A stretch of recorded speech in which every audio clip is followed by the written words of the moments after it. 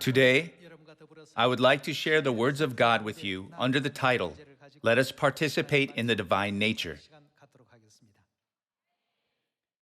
Let us open 2 Peter chapter 1, verse 3. It is written, His divine power has given us everything we need for life and godliness through our knowledge of Him who called us by His own glory and goodness. Through these He has given us His very great and precious promises, so that through them you may participate in the divine nature and escape the corruption in the world caused by evil desires.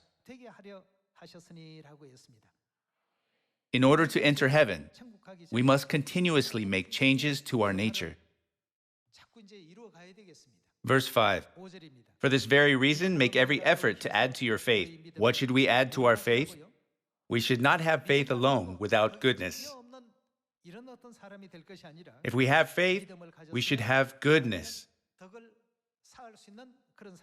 And after having goodness, knowledge of God. And after having knowledge, we should also have self-control. Once we have self-control, what should we have next? We should have perseverance. Those who have perseverance should also have godliness.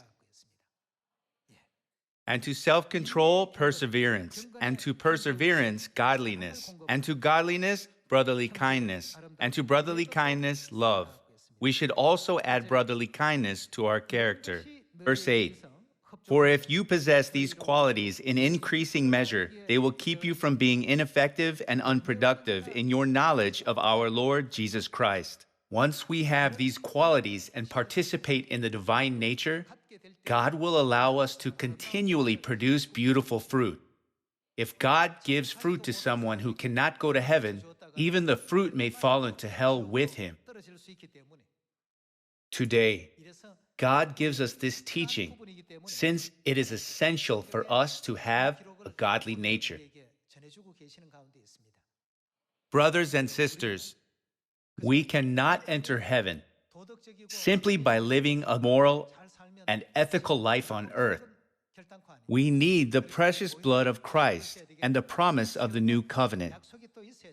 From now on, as those who have received this promise, shouldn't we make more effort to participate in the divine nature of God? Verse 9. But if anyone does not have them, he is nearsighted and blind and has forgotten that he has been cleansed from his past sins. All of our past sins and iniquities have been forgiven through the precious blood of Christ. Therefore, since we are under God's grace, we need to make even more effort to participate in God's divine nature. Since I am in the truth and I keep the Passover and the Sabbath day,